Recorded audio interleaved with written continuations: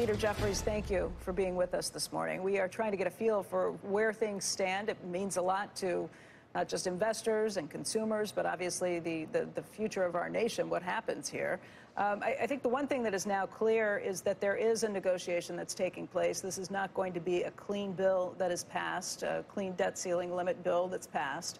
And I guess we're still trying to figure out where things stand in those negotiations. What can you tell us at this point? Well, good morning. There are certainly ongoing discussions, and in our view, those discussions are proceeding on two parallel tracks. One, we must avoid a catastrophic default on our nation's debt. It will be the first time we intentionally default in our 247-year history. It will result in triggering, in all likelihood, a job-killing recession, cost the American people millions of good-paying jobs, hurt the economy, hurt businesses, tank the stock market, hurt the retirement security of millions of Americans, and of course, dramatically increase costs all at the same time. And so we have to make sure that America pays our bills in a manner that is done without gamesmanship, partisanship, or brinksmanship.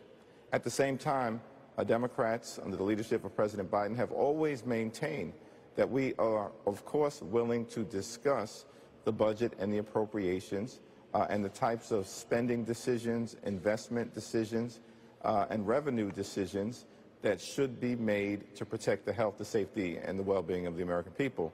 It was a very positive meeting yesterday.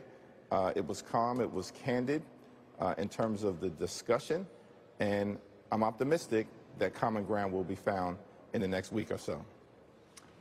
Coming out of this, just trying to figure out what's on the table, what isn't. We're going to be speaking with Speaker McCarthy next, and he has said to the press that when it comes down to it, they're going to be insisting on tougher work requirements, and said that this is a red line that was drawn for what he expects to see. You've called this a non-starter. Yeah, work requirements, so-called work requirements, are a non-starter. First and foremost, it's important to understand that in 2018, the last time we discussed the Farm Bill, 145 Republicans explicitly voted against an amendment that would impose so-called work requirements on SNAP recipients, including then House Majority Leader Kevin McCarthy. Voted against it. And so it's entirely unreasonable to think that at this particular point in time, in the context of a debt ceiling showdown that has been manufactured as part of an effort to avoid a default, that these type of so-called work requirements can be imposed on the American people when there are already significant work requirements that exist under law, and Republicans previously and explicitly voted against them. We can have a discussion about those issues, but that should be done in the context of the Farm Bill, not with a gun being held to the head of the American people in a hostage-taking situation. Leader, it's good to have you on, obviously, today. 2 years caps, 10 years. I don't know what that looks like in terms of spending caps. I don't know. How do you... Do you split the difference? Do you not do anything? And what are the chances for something that goes longer than just, for lack of a better term, kicking the can down the road? Is that still an option to get this done and revisit it in less than a year, or will it go out past the next election? What do you think finally happens? Well, we can't continue to find ourselves in this situation where there's a flirtation with a default. It creates uncertainty that's bad for the American people, that's bad for the economy, that's bad for business. And so our view has consistently been that any resolution of this matter has to be at least 2 years in nature, and that was a position that was once again made clear in the meeting yesterday. At the same time, we should have a very aggressive discussion about deficit reduction into the future. President Biden, under his administration, in addition to all of the significant legislative accomplishments that occurred in the last Congress, including around infrastructure or the CHIPS and Science Act or the Inflation Reduction Act, reduced the deficit by $1.7 trillion, and then presented a budget that would not only protect and strengthen Social Security, build an economy that works for everyday Americans. It would also reduce the deficit by an additional $3 trillion. That's a total of $4.7 trillion in deficit reduction. That matches what the Republicans are proposing. And so let's have a conversation about the best way to get there. It can't only be draconian spending cuts that would hurt the safety, the well-being, and the health of the American people. We also have to make sure that revenue is put on the table, that we revisit sort of wasteful subsidies for big oil and big pharma. And that's a conversation that we can have, but that should be done in the context of the budget discussion and the appropriations discussion. Nobody's talking about raising taxes in the debt ceiling negotiations at this point. This would be later, Leader? Our view is that if we're going to have a thoughtful conversation about deficit reduction, that conversation can't simply be one-sided based on the right-wing ideological perspective of a handful of extreme MAGA Republicans. That's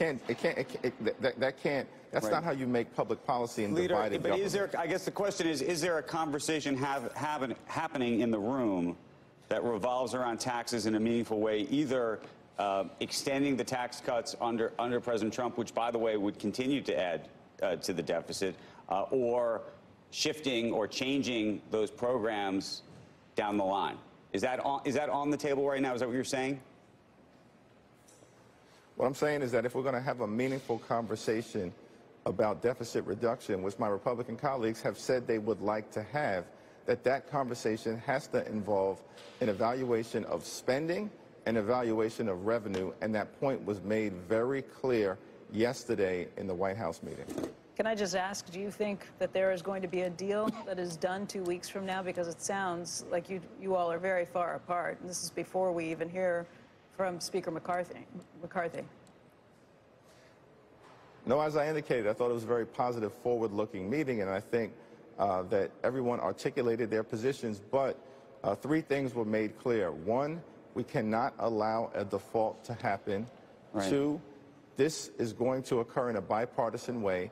And three, we all need to get to work with the fierce urgency of now to make sure that America pays our bills in advance. Leader, I don't think anyone disagrees with that. I think that once you start talking about taxes, tax hikes, tax cuts, tax whatever, that's longer. That's a conversation that takes longer than 2 weeks to resolve. And so the question is sort of how does that get resolved? Does this get kicked down the can in terms of, is there a 3-month reprieve and you're going to continue these conversations? So we're back having this conversation all over again come September. What does that look like?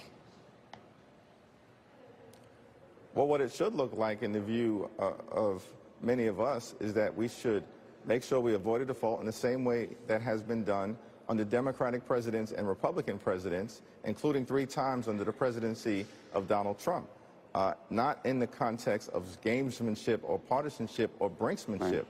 Now, I understand that. I'm just talking about the practicalities of how you get there in the next 2 weeks. Right, and the practicality is that if we're not going to solve the fiscal health of the American people over the next 10 years in 2 weeks. That's what Republicans are suggesting they'd like to do. And what we're saying is that we should have a serious discussion about that, but every available tool to engage in deficit reduction, to build an economy, to continue economic growth should be part of that discussion. And if we can't do that in 2 weeks, then of course that's a conversation that should occur along the usual budget and appropriations track while avoiding a default. But Leader Jeffries, taking a stand and making the point that you don't negotiate with terrorists, which I keep hearing, and that there's hostage taking and you're not going to do that.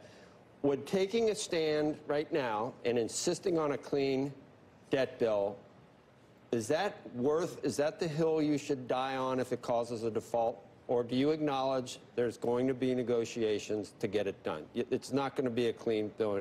Is that worth dying for as just a terminology? Is that worth it?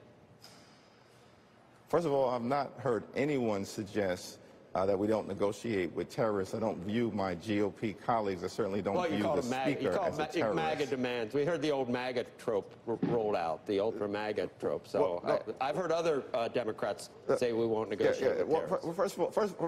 First of all, extreme MAGA Republicans is not a trope. Donald Trump has made clear that the party is a MAGA Republican party. So let's not. So Joe, let's not take us off track. What we're trying to do is to arrive at an agreement that avoids a default and sets us on a course to address the fiscal health of the United States of America in a responsible way in the context of divided government where Joe Biden is the president and Democrats are in the majority in the House of, in the Senate, and is a closely divided House of Representatives. We got 30 seconds. 14th Amendment, you think it could ever work? Maybe not in this context and given the risks, but longer term down the line, could you ever use the 14th Amendment and actually challenge it in courts if this is something you think that needs to get undone? I think we have to find a bipartisan resolution, and I'm confident that we will, that can move the country forward. But not in court. Okay. Leader Jeffries, thank you for your time today.